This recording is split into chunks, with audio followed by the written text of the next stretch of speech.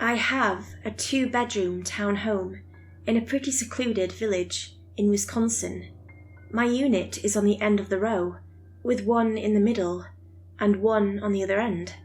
Behind our units we have a small paved patio, a small yard, and a deep forest. The whole townhome village only has 30 units, and each is very distant from the other rows, making it quite serene. Nothing makes me happier than waking up, rolling a joint, making my way onto my patio, and staring at those woods in the crisp morning. I'm 46 years old, divorced, and the mother of 2 boys. My oldest is nearly 30, and the younger one is 25. Both of my children live on the other side of the United States, and are busy creating their own families. That leaves me alone in this townhouse, staring at the woods all day. This didn't bother me before the pandemic, but since the lockdown, my job has changed to be remote work. Unlike other professions, they find that my position has no return to the office. Between the looming dark woods, the emptiness of my barren nest, and the extra bedroom calling to me each day, I decided to get a roommate. I was looking for another middle-aged woman to share my domain with, knock back some wine together, and overall endure the pressing loneliness of being over the hill together. I thought I had found a compatriot in Kay. Kay had responded quickly to my newspaper ad. I intentionally put an ad in the newspaper to keep younger applicants away. I didn't want a 3rd child. I wanted a sister in arms, fighting off the feeling of, what do I do now with me? We had a roommate interview at 10:30 a.m. sharp. I greeted her at the maroon door of my townhome with a big smile and a tray of fresh-baked banana muffins. By the way, if you're looking to step up your banana muffins, throw some golden raisins in there. It really brings out the sweetness in the banana. Anyway, Kay was a lot like me. She was slightly overweight, and deep crow's feet at the corners of her crisp blue eyes greeted me before her mouth did. I'm sure the deep crevices in my forehead returned the sentiment to her that we were both women of a certain age. It wasn't until Kay spoke that I realised that she was clearly from a different walk of life than I. She introduced herself as Kay with an accent I couldn't place. The spacing of her enunciation, combined with a sped-up drawl, did not point me in a direction as to what her origin might be. I introduced myself with a huge smile and let her into my humble abode. Despite our different backgrounds, Kay and I hit it off immediately. She said she was living off on pension and didn't work anymore, so she couldn't be leaving the house either. I thought this was odd, because Kay didn't seem that much older than me, but it certainly wasn't an issue. I asked Kay where she was from at the end of the interview, and all she said was Green Bay. Kay moved in over the following days, and this was when I noticed the first red flag. All Kay brought with her was a bundle of newspapers and one suitcase. The room Kay was renting from me was partially furnished with a twin-sized bed, a small dresser, and a simple mirror. I hadn't provided any blankets, sheets, or decorations. I decided not to be too harsh. It was very possible Kay was fleeing an abusive marriage and only took what she could carry. The first few weeks were great. Kay was more of a night owl, so I saw her for dinner. We'd kick back for some trashy reality TV and wine, and have a ball. She was a bit off, maybe, with her strange accent and social tics. For example, she would randomly make a clicking noise when she ate. Kay was also incredibly noxious. I thought maybe it was my cooking, but no matter what she ate, she eventually always started to smell foul.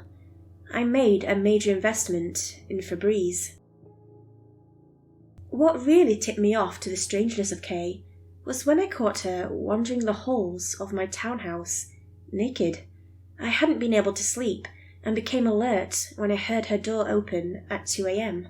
I looked through my slightly ajar door to see the woman's bare, pale flesh go by my door.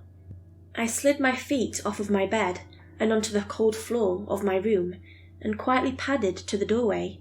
Kay was making her way down the steps and to the lower floor with an utterly blank expression on her face. I stared in disbelief until she was out of my line of sight. Then I heard the sliding glass door to the backyard open. I softly slithered to the window overlooking the backyard and peeked through the thick glass. There she was, arse naked in the moonlight. I remember thinking this was like the time I decided to try peyote tea with my first husband on our honeymoon at Yellowstone. There was no logical explanation other than drugs to me. God, I wish it was just drugs. That would make so much more sense than what I actually saw. My new roommate tilted her head to the moon and screamed, head completely to the sky above. Something dark, insectoid and guttural ripped from her thin lips, a clicking communication to the world that she was to take her true form. As the noise came, the alabaster skin shriveled to the earthy ground like a wet towel made of human tissue. Out came a monstrosity like that of a nightmare. It had a slick, black proboscis, a small head, and 2 yellow rings encasing obsidian black circles. The circles mimicked eyes, truly making me feel like I was being watched, despite her back facing me. The thing that used to be Kay got on its wiry legs and scurried into the deep woods. I stood up carefully and made my way to the kitchen, downing Kay's favourite wine and waiting up for the morning light. When I heard the scuttling return to my yard, it was joined by a cacophonous clicking, then a slurping noise. I looked at the clock. It was about a half hour away from when I normally woke. That explained why I hadn't noticed this sooner. Kay slid through the door and looked at me with a wide grin and spoke. "Tonight, I'll take you with me." When Kay made her way to her room, I did the same. I looked through her door as she opened it. All I saw was a makeshift nest constructed of shredded mattress and newspaper. I immediately packed a single bag, looking like how Kay did when she arrived. There was no way in hell I was bugging around in the middle of the night with that thing. I called a cab, had them take me to the nearest Red Roof Inn, and recorded this. Should I call an exterminator or just move? I've been up for over a day, and my thoughts are getting hazy. The worst part is, I can swear I hear that clicking. I awoke from a fitful sleep, to find myself groggy and no more prepared to deal with a thing in my house. I slipped out of bed and decided to give my oldest son a call. I told TJ everything, and when I was done, he said he'd be in Wisconsin by the next day. So I sat around the dank motel, watching the door intently and listening for any of those clicks. Nothing came. When my son arrived, I practically melted into his arms and let loose the fear I'd been holding in. Funny how when they're little, you do that for them, but when they're men, they become your strength. TJ told me his plan.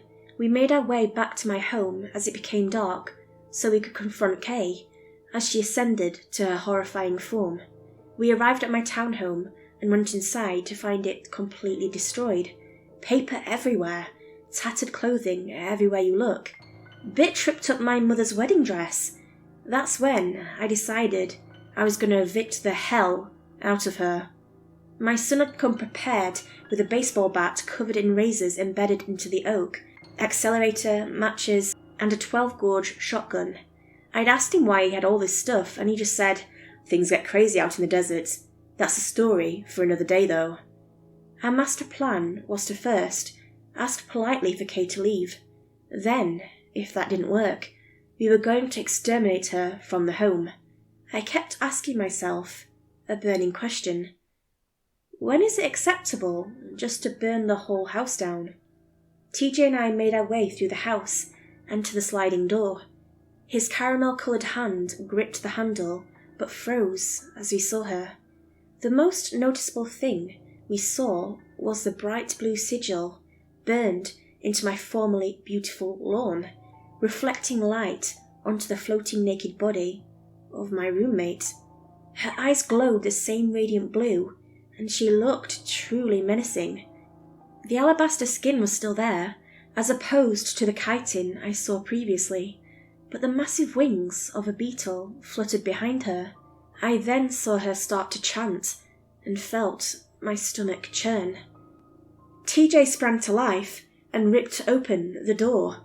He placed himself right in front of the glowing creature and began to chant in a tongue I've never heard. The shotgun lay gently in his hands as his own eyes began to glow and cast upon them. This was when I took the opportunity to evacuate the contents of my stomach and began to weep. I screamed to my son and looked around to see if any of my neighbours had been alerted to what was going on. As I looked around, I noticed my 2 neighbours in my unit were leaving their homes and approaching their own backyards. I saw them begin chanting the same way as Kay and my son and begin to glow from their eyes. A cacophonous wave of clicking, screaming and scuttling filled my eardrums. It felt like I was in a wood box, completely surrounded by insects, crawling and squirming around me. I looked up to see Kay pointing something to my son. Then my son pointed the gun at her and shot her down. Her body fell softly to the ground, like she weighed nothing at all. It made me sad. She had been my friend after all. TJ pulled the accelerator and the matches out from his back pockets and lit the woman's frame on fire. She wheezed as she burned away, along with the glowing light of that bright blue sigil. My neighbours lowered to the ground and mimed being burned too, although we hadn't touched them. Soon, all 4 of the burning things were but ash, even though only one had met real flames. "They're a hive, but once you get rid of the queen, they can't survive," my son said. "How the hell did you do that?" I said, still trembling. "She's not the first one I've met, and I'm sure she won't be the last. Their numbers are growing. Come on, let's see what we can salvage from inside, and you can come back to Arizona with me," TJ said, putting a firm arm around me. I pondered whether or not my son and I were any better than Kay. In the following weeks, I did move in with my son. Somehow, my entire townhome block burned down. I genuinely had nothing to do with that, though. I guess that answers my questions, though. When your roommates and neighbours turn into hive-minded werebeetles and threaten to turn you into one, it's time to burn shit down and run away to the desert.